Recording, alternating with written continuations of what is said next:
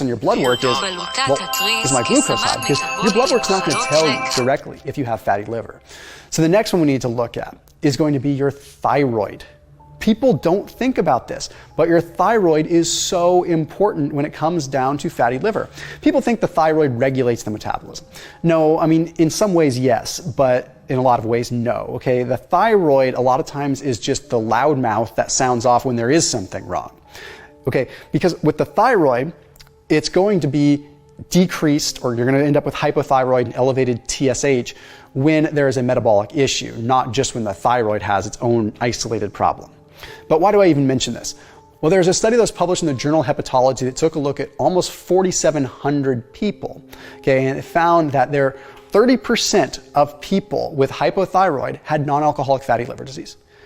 What this tells us is that something is going on here.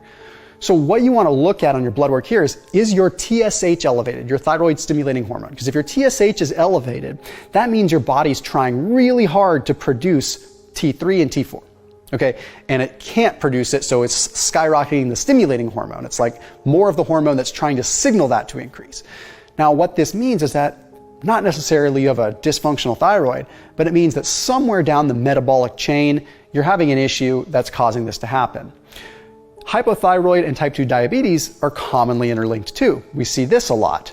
Okay, so what you want to look at is like, okay, is my TSH elevated, is my T3 and my T4 low? Do I have high glucose? And are my ALT and AST on the high end of normal?